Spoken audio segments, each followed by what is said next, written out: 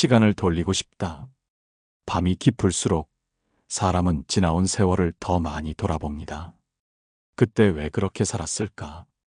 왜 조금 더 따뜻하지 못했을까? 왜 그 말을, 그 행동을, 그 결정을 했을까? 가만히 앉아 있으면 지난 시간들이 파도처럼 밀려옵니다. 기쁜 일보다는 아픈 장면이 더 선명합니다. 나는 인생을 헛살았다. 이 말, 누구나 한 번쯤은 속으로 삼켜본 적이 있습니다. 어떤 이는 사업에 실패한 뒤 그 말을 하고, 어떤 이는 자식과 멀어진 뒤 그 말을 하고, 또 어떤 이는 병상에서 그 말을 합니다. 하지만 부처님께서는 이렇게 말씀하셨지요. 이미 흘러간 물은 되돌릴 수 없지만 그 물이 만든 강물은 지금도 흐른다. 과거는 사라진 것이 아니라 지금의 나를 만든 흔적입니다. 그 흔적 위에 새 길을 낼 수 있다면 그것은 헛된 세월이 아닙니다. 한 제자가 부처님께 물었습니다. 스승님, 저는 너무 많은 잘못을 저질렀습니다. 늦게 깨달았습니다. 이제 무엇을 해야 합니까? 부처님은 조용히 미소 지으시며 말씀하셨습니다. 어둠이 아무리 오래되었어도 등불 하나면 사라진다. 이 한 구절이 사람의 생을 뒤집습니다. 수십 년의 후회가 있어도 그 후회를 바로 보는 순간이 바로 등불이 켜지는 순간입니다. 우리의 삶이 괴로운 이유는 잘못된 과거 때문이 아니라 그 과거를 직면하지 못해서입니다. 외면하고 부정하고 헛살았다고 낙인 찍는 순간 우리는 그 경험을 무효로 만들어버립니다. 그러나 불교의 가르침은 이렇게 말합니다. 모든 업은 사라지지 않습니다. 그 업을 깨달음으로 바라보면 죄업도 공덕의 밑거름이 됩니다. 한 수행자는 젊은 시절 방탕하게 살았습니다. 거짓말도 많았고 사람을 속인 적도 있었습니다. 하지만 어느 날 문득 깨달았습니다. 나는 이렇게 살면서 사람의 마음이 얼마나 쉽게 다칠 수 있는지 배웠구나. 그는 그 이후 남의 상처를 누구보다 깊이 이해하는 사람이 되었습니다. 후회 속에서도 배움이 있고 실패 속에서도 자비의 씨앗이 있습니다. 부처님께서는 업은 바꿀 수 없지만 그 업을 바라보는 마음은 언제든 바꿀 수 있다고 하셨습니다. 이것이 곧 되돌릴 수 있다는 뜻입니다. 지금 이 순간 그 마음을 바꾸는 사람이 바로 새로운 길을 걷는 사람입니다. 그 길은 과거를 지우는 길이 아니라 과거를 다시 쓰는 길입니다. 당신이 살아온 세월이 결코 헛되지 않은 이유가 여기에 있습니다. 그 모든 순간이 지금의 깨달음을 준비하고 있었기 때문입니다. 사람은 누구나 마음속에 한 채의 집을 짓습니다. 그 집의 이름은 기억입니다. 그리고 그 기억의 벽에 가장 깊이 새겨지는 것이 바로 후회입니다. 후회는 단순한 감정이 아닙니다. 그것은 자신이 만든 과거의 그림자에 스스로 묶여 사는 마음의 구조입니다. 부처님께서는 이렇게 말씀하셨습니다. 과거의 일에 머무르지 말고 미래의 일도 꿈꾸지 말라. 오직 지금의 마음만을 바르게 보라. 하지만 인간의 마음은 그 가르침을 따르기 어렵습니다. 마음은 언제나 과거의 잘못을 붙잡고 그 잘못이 나라고 믿어버립니다. 그때 그 일을 하지 않았다면 내 인생은 달라졌을 텐데. 이렇게 되뇌는 순간 우리는 이미 과거의 포로가 됩니다. 왜 우리는 그렇게 스스로를 괴롭힐까요? 그것은 자아라는 착각 때문입니다. 나라는 존재가 단단히 고정되어 있다고 믿기 때문이죠. 하지만 불교에서는 말합니다. 나라는 것은 순간순간 변하는 인연의 결과일 뿐 고정된 실체가 아닙니다. 이것이 무아의 가르침입니다. 한 제자가 또 물었습니다. 스승님, 저는 젊을 때 어머니께 큰 상처를 드렸습니다. 이제 아무리 회개해도 마음이 풀리지 않습니다. 이런 후회는 언제 끝납니까? 부처님께서 대답하셨습니다. 자식이 어머니의 눈물을 보며 슬퍼하는 마음, 그 마음 자체가 이미 업을 녹이고 있느니라. 죄를 짓고도 후회하지 않으면 그 죄는 돌덩이처럼 남지만 진심으로 뉘우치면 그 죄는 물이 되어 흐른다. 이 말은 단순한 위로가 아닙니다. 진정한 뉘우침은 과거를 없애는 것이 아니라 과거를 자비로 변환하는 힘입니다. 후회가 깊을수록 자비도 깊어집니다. 후회가 길수록 깨달음의 길도 길어집니다. 그런데 사람들은 종종 후회와 집착을 혼동합니다. 진심으로 뉘우치는 사람은 그 마음을 잠시 살펴보고 놓아주지만 집착하는 사람은 그 후회를 움켜쥐고 스스로를 끝없이 책망합니다. 그것은 수행이 아니라 자기응시의 고문입니다. 불교에서는 이런 상태를 탐이라 부릅니다. 탐욕은 꼭 돈이나 명예만을 탐하는 것이 아닙니다. 후회 속에서도 더 나은 나를 만들고 싶어하는 집착, 그것도 일종의 탐욕입니다. 그때의 나보다 지금의 내가 나아야 한다. 이 마음이 자칫하면 고통을 더 깊게 만듭니다. 불교의 길은 나아지려는 마음보다 지금의 나를 있는 그대로 보는 눈을 먼저 세우는 길입니다. 어느 노승이 제자에게 물었습니다.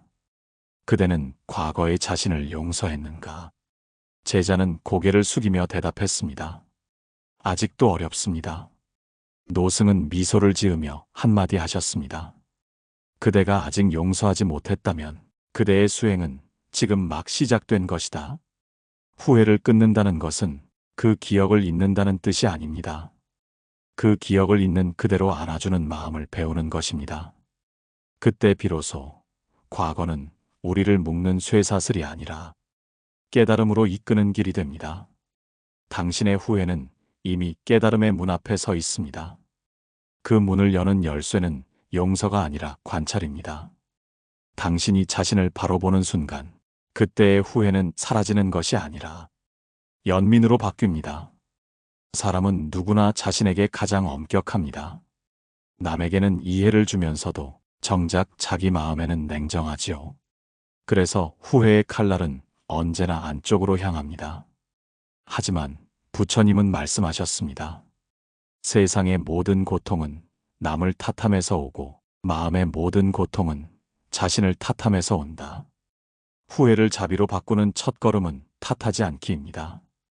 그때의 나를, 지금의 나를, 심지어는 그때 함께했던 사람들까지 탓하지 않는 마음을 배우는 것입니다. 탓은 불을 지피고 자비는 그 불을 식힙니다. 한 노승이 있었습니다. 젊은 시절에는 성질이 불같아 말 한마디에 사람의 마음을 다치게 하곤 했습니다. 나중에 출가하고 나서도 그가 뱉었던 거친 말들이 밤마다 찾아와 잠을 괴롭혔습니다. 어느 날 그는 한 마을을 지나가다 어린 소녀가 길가에 강아지를 품에 안고 조용히 중얼거리는 소리를 들었습니다. 괜찮아. 내가 조금 아파도 괜찮아. 사람이 다 그런 실수를 해. 그 순간 그는 걸음을 멈추었습니다. 사람이 다 그런 실수를 해. 그 말이 바람처럼 그의 가슴을 통과했습니다. 그리고 그는 그날 밤 스스로에게 이렇게 말했습니다. 그때의 나도 사람이었구나. 그날 이후로 그는 후회 속에서 벗어나 자비의 수행을 시작했습니다. 매일 새벽 자신이 상처 준 사람들을 떠올리며 그들의 얼굴을 향해 조용히 합장했습니다. 그대의 고통이 나의 깨달음이 되게 하소서. 그렇게 50번, 100번을 되뇌다 보면 눈물 대신 따뜻한 숨이 가슴에 일렁였습니다. 이것이 바로 참회의 수행입니다. 참회는 잘못했습니다라고 말하는 것이 아닙니다. 그 잘못을 있는 그대로 비추어 보는 연민의 행위입니다. 법구경에는 이런 구절이 있습니다. 과거에 잘못을 저지른 자가 그것을 알고 멈춘다면 그의 빛은 다시 밝아진다. 즉, 후회를 멈추는 것이 아니라 그 후회 속에서 멈춤을 배우는 것입니다. 멈추는 순간 마음은 스스로를 비추기 시작합니다. 그리고 그 비춤이 곧 자비의 불빛이 됩니다. 자비란 나를 위한 마음이 아닙니다. 자비는 나와 타인을 구분하지 않는 마음입니다. 내가 나를 용서할 때 다른 사람의 잘못도 함께 용서됩니다. 후회를 자비로 바꾸려면 세 가지가 필요합니다. 첫째, 있는 그대로 보기. 후회가 올라올 때 억누르지 않고 이것이 후회의 마음이구나 하고 알아차립니다. 둘째, 따뜻하게 바라보기. 그때의 자신을 떠올리며 그도 괴로웠을 것이다 하고 이해합니다. 자비는 이해에서 피어납니다. 셋째, 공덕으로 바꾸기. 후회가 찾아올 때마다 그때 상처 준 사람을 위해 마음속으로 복을 빌어줍니다. 그가 평안하기를, 그가 행복하기를. 이 마음이 곧 수행입니다. 이 세 가지를 꾸준히 행하면 후회는 점점 기도로 바뀝니다. 그때의 눈물은 더 이상 짐이 아니라 누군가를 향한 연민이 됩니다. 결국 후회는 나쁜 것이 아닙니다. 그것은 자비로 가는 문입니다. 문 앞에 앉아 울고 있을 때 이미 부처님은 우리 안에서 문을 열고 계십니다. 사람은 누구나 그때 그 말을 후회합니다. 가족에게 했던 한마디, 친구에게 건넸던 무심한 표정, 직장에서의 냉정한 판단. 그때는 옳다고 믿었지만 돌이켜보면 마음 한구석이 늘 쓰립니다. 이런 후회가 쌓이면 사람은 자신을 향해 이런 말을 하게 됩니다. 나는 참 못된 인간이었어. 하지만 불교에서는 말합니다. 그 마음을 붙잡는 대신 그 마음을 도반으로 삼으라 합니다. 후회는 우리의 스승입니다. 그때의 내가 무지했음을 알려주는 스승, 그때의 내가 부족했음을 일깨워주는 도반입니다. 한 남자가 있었습니다. 젊은 시절 그는 일에만 매달렸습니다. 돈을 벌어야 가족이 행복할 것이라 믿었지요. 하지만 세월이 흘러 자식들은 그와 멀어졌습니다. 그는 나이가 들자 혼자서 중얼거렸습니다. 가족을 위해 산다고 했지만 정작 가족은 내 곁에 없구나. 그는 오랜 세월 그 후회를 품고 살았습니다. 그러다 어느 날 절에 들러 스님께 물었습니다. 스님, 저는 인생을 헛살았습니다. 이제 그 어떤 것도 되돌릴 수 없습니다. 스님은 조용히 차를 따르며 말했습니다. 되돌릴 수 없다는 말은 지금 이 순간에도 과거를 살고 있다는 뜻입니다. 그러나 부처님은 말씀하셨지요. 마음이 변하면 세계가 변한다.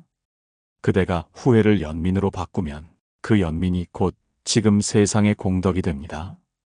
그 말에 그는 눈을 감았습니다. 그리고 집으로 돌아가 자식들에게 전화를 걸었습니다. 그동안 미안했다. 너희가 어릴 때 나는 아버지 노릇을 못했다. 그저 한 번 밥이라도 같이 먹자. 짧은 말 한마디가 수십 년 묵은 후회를 녹였습니다.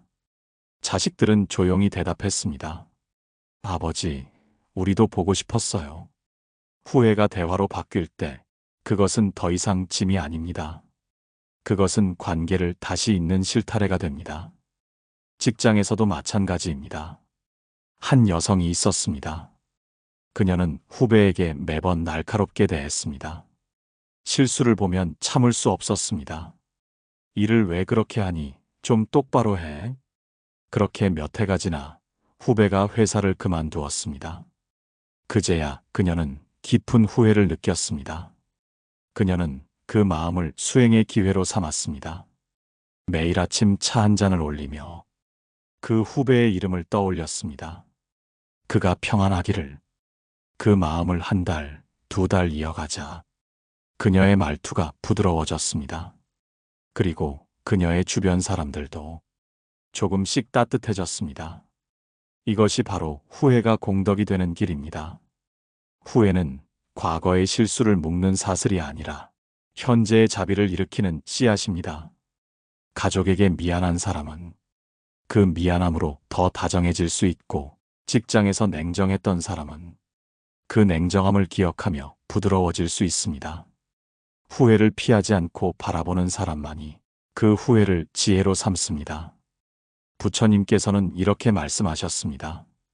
고통을 알면 지혜가 생기고 지혜가 생기면 자비가 피어난다. 그러니 후회는 고통이 아니라 지혜의 시작입니다. 지혜는 반드시 현실 속에서 꽃 피어야 합니다. 그것이 바로 불교가 말하는 삶의 수행입니다. 이제 당신이 할 일은 단 하나입니다. 후회를 떠올릴 때마다 이렇게 마음속으로 읊으세요. 그때의 나여 고마웠다. 그 실수 덕분에 지금의 내가 이 길을 본다. 그 말 한마디가 당신의 마음을 어둠에서 밝음으로 옮겨 놓을 것입니다. 모든 것은 변합니다. 이 세상에 변하지 않는 것은 단 하나도 없습니다. 그런데 사람의 마음은 늘 그때로 돌아가고 싶다는 생각에 머뭅니다.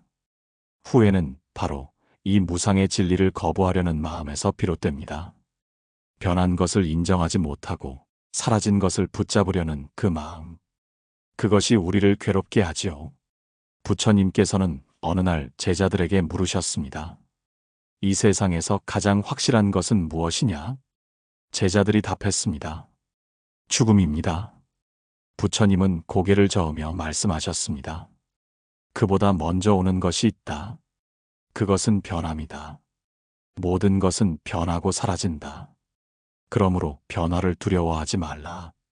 우리가 인생을 돌아보며 느끼는 후회는 사실 변화의 공포입니다. 젊은 시절의 나와 지금의 내가 달라졌다는 사실, 그때의 관계와 지금의 관계가 변했다는 사실을 마음이 받아들이지 못하는 것이죠. 그러나 불교에서는 말합니다. 모든 인연은 만나고 흩어지며 그 과정이 바로 삶의 수행이라고. 한 제자가 부처님께 물었습니다. 스승님, 저는 사랑하던 사람을 떠나보내고 매일 후회합니다. 왜 그때 좀 더 따뜻하게 대하지 못했을까요? 부처님은 조용히 답하셨습니다. 그대가 지금 그를 떠올리며 눈물을 흘리는 그 마음이 바로 살아있는 인연이다. 인연은 끊어지지 않는다. 그대가 지금 그를 위해 평안을 빌면 그 인연은 더 깊은 차원으로 이어진다. 우리가 알고 있는 끝은 사실 새로운 인연의 전환입니다. 만남이 끝나는 것이 아니라 형태를 바꾸어 이어질 뿐입니다. 가족 간의 다툼도 그렇습니다. 자식과의 서운함, 형제의 오해, 그 모든 것은 단절이 아니라 업의 되풀이입니다. 업은 단절이 아니라 연결입니다. 후회를 통해 깨닫는 순간 그 연결은 다시 빛을 냅니다. 한 여인이 있었습니다. 평생 남편과 다투며 살았습니다. 서로의 마음을 닫고 말 한마디 없이 지냈지요. 남편이 세상을 떠난 뒤 그녀는 깊은 후회에 빠졌습니다. 내가 왜 그때 한마디 따뜻하게 하지 못했을까? 그녀는 매일 아침 향을 피우며 말했습니다. 이 향은 그대에게 드리는 나의 마음입니다. 이제야 조금은 알겠습니다. 그대도 나처럼 외로웠겠지요. 몇 달이 지나 그녀의 얼굴은 부드러워졌습니다. 주름진 이마에도 미소가 스며들었습니다. 그녀는 더 이상 울지 않았습니다. 남편이 없는 집은 여전히 조용했지만 그 마음에는 평안이 자리했습니다. 이것이 바로 무상과 인연의 법입니다. 변화를 받아들이고 인연을 새로운 방식으로 이어주는 마음. 그 마음이 바로 되돌림의 길입니다. 후회는 시간을 되돌리려는 몸부림이 아닙니다. 그것은 지금의 나로 인연을 새롭게 쓰려는 힘입니다. 그때의 나가 쌓은 업을 지금의 내가 자비로 바라보는 순간 그 업은 공덕으로 전환됩니다. 불교에서는 이것을 전업이라 부릅니다. 업은 바뀌지 않지만 그 업을 바라보는 마음이 바뀌면 그 업의 방향이 달라집니다. 후회 속에서 무상함을 깨닫고 그 무상함 속에서 인연을 보게 되면 마음은 더 이상 과거를 붙잡지 않습니다. 그 대신 지금 이 순간의 인연을 소중히 여기게 됩니다.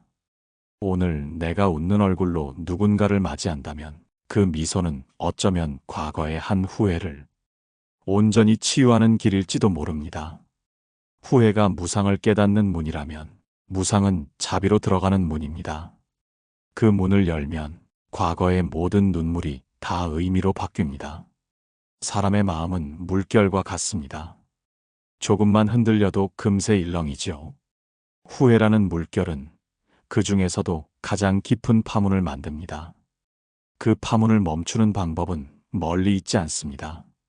부처님께서는 멈추어 보면 비로소 보인다. 라고 하셨습니다. 후회를 멈춘다는 것은 그 기억을 없애는 것이 아닙니다.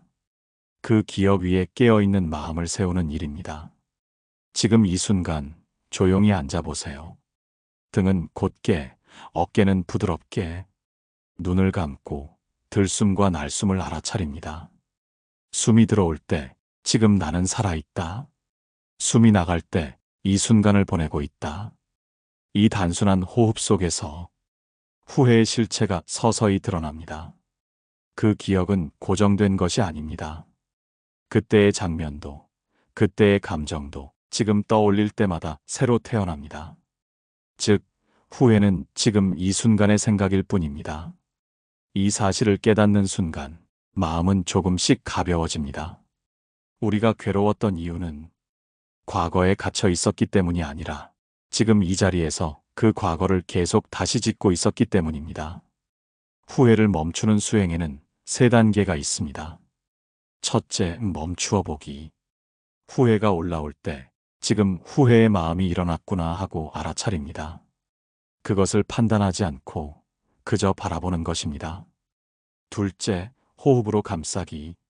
그때의 장면이 떠오르면 그 위에 숨을 얹습니다. 숨이 들어오며 괜찮다. 숨이 나가며 이제 흘려보내자. 그렇게 호흡이 마음을 감싸면 후회의 불길이 서서히 식습니다. 셋째, 공으로 비추기. 후회의 중심을 들여다보세요. 그 중심에는 나가 없습니다. 후회하는 나도, 후회받는 과거도 모두 인연의 모래알처럼 흩어져 있을 뿐입니다. 이것이 바로 공의 관찰입니다. 공을 본다는 것은 모든 감정이 실체가 없다는 것을 아는 것입니다. 그 순간 후회는 더 이상 죄가 아니라 지나가는 바람이 됩니다. 한 수행자가 있었습니다. 그는 젊은 시절 전쟁터에서 많은 생명을 잃게 한 죄책감을 지고 살았습니다. 출가 후에도 그 기억은 매일같이 찾아왔습니다. 그는 부처님 앞에서 엎드려 물었습니다. 저는 평생 속죄에도 부족합니다. 부처님은 대답하셨습니다. 그대가 지금 참회하는 그 마음이 이미 속죄의 완성이다. 그 순간 그는 눈을 감고 오직 호흡에 귀를 기울였습니다. 그리고 몇 해가 지나 그의 눈에는 더 이상 두려움이 없었습니다. 그의 후회는 완전히 사라진 것이 아니라 평온한 연민으로 바뀌어 있었습니다. 멈춘다는 것은 도망치는 것이 아닙니다. 그것은 바라보는 용기입니다. 후회를 피하지 않고 그 속으로 들어가 고요히 머무는 일. 그 자리에서만 진짜 평화가 태어납니다. 당신이 지금 이 글을 읽으며 숨을 고르고 있다면 그것 또한 수행입니다. 후회를 내려놓는 수행은 절이나 산속에 가지 않아도 할 수 있습니다. 하루 중 잠시 숨을 바라보며 마음을 내려놓는 순간 그대의 후회는 이미 다른 색으로 변하고 있습니다. 그러나 아직 길은 끝나지 않았습니다. 멈춤의 끝에는 더 큰 깨달음이 기다리고 있습니다. 그 깨달음은 말로 설명할 수 없습니다. 그저 후회조차도 나를 깨닫게 하는 인연이었다. 이 한 문장을 마음속에 두면 됩니다. 모든 후회는 결국 한 방향으로 흘러갑니다. 멈춤을 지나 이해로, 이해를 지나 자비로, 자비를 지나 평온으로. 부처님께서는 말씀하셨습니다. 과거를 뉘우치는 것은 어둠을 보는 일이다. 그러나 그 어둠을 본 자만이 빛을 안다. 그렇습니다. 후회는 어둠이 아닙니다. 어둠 속에서도 길을 찾으려는 빛의 몸짓입니다. 당신이 지금까지 살아오며 수없이 했던 후회들, 그것들은 당신이 살아있었다는 증거입니다. 돌아보면 실수도 많았고 놓친 인연도 있었죠. 그러나 그 모든 순간이 당신을 지금의 자리로 이끌었습니다. 부처님은 제자들에게 이렇게 물으신 적이 있습니다. 사람이 살아온 세월을 되돌릴 수 있겠느냐? 제자들은 고개를 저었습니다. 그렇지 않습니다. 세존이시여. 부처님은 미소 지으며 말씀하셨습니다. 되돌릴 수 없는 것은 세월이지만 되돌릴 수 있는 것은 마음이다. 그 말씀 속에 인생의 진실이 들어 있습니다. 시간은 흘러도 마음은 지금 이 자리에서 새로 태어날 수 있습니다. 바로 이 지금이 모든 되돌림의 문입니다. 당신이 과거의 자신을 따뜻하게 바라보는 순간, 그때의 당신도 웃습니다. 지금 당신이 누군가를 위해 빌어주는 순간, 그때 상처 준 인연도 함께 치유됩니다. 이것이 업의 순환이 자비로 전환되는 자리입니다. 그러니 인생을 헛살았다고 말하지 마십시오. 그 헛됨 속에도 길이 있었고, 그 후회 속에도 깨달음이 있었습니다. 삶의 어느 부분도 버려진 적이 없습니다. 한 노승이 제자에게 마지막으로 남긴 말이 있습니다. 내가 이 세상에서 배운 것은 모든 일이 결국 나를 깨닫게 한다는 것이다. 후회 또한 그 배움의 일부입니다. 만약 그대가 지금 이 말을 듣고 있다면 이미 되돌림은 시작된 것입니다. 왜냐하면 돌아본다는 것은 돌이켜본다는 뜻이기 때문입니다. 그 시선이 곧 깨달음의 시선입니다. 이제는 스스로에게 이렇게 말해보세요. 나는 잘못 살지 않았다. 그때는 몰랐지만 지금은 안다. 그 모든 순간이 나를 자비로 데려왔다. 그리고 조용히 호흡을 느끼세요. 숨이 들어오면 고맙다. 숨이 나가면 괜찮다. 이 두 마디가 마음을 비춥니다. 이것이 되돌림의 수행, 되돌림의 지혜입니다. 후회는 끝난 것이 아니라 그대가 자신을 다시 만나는 여정의 시작이었습니다. 그 여정의 끝에서 우리는 알게 됩니다. 인생은 헛된 것이 아니라 끝없는 깨달음의 과정이었다는 것. 그러니 이제는 후회를 놓고 자비를 들이마시며 조용히 미소 지으십시오. 당신의 삶은 이미 되돌아왔습니다. 그 마음이 곧 평화입니다. 이제 당신의 삶은 되돌릴 수 있습니다. 시간을 되돌리는 것이 아니라 마음을 새로 쓰는 것으로. 그 마음이 깨어있는 한 후회는 더 이상 짐이 아니라 자비의 길이 됩니다. 그리고 그 길 끝에서 당신은 조용히 깨닫게 될 것입니다. 나는 지금 충분히 살아있다. 고요한 울림이었습니다.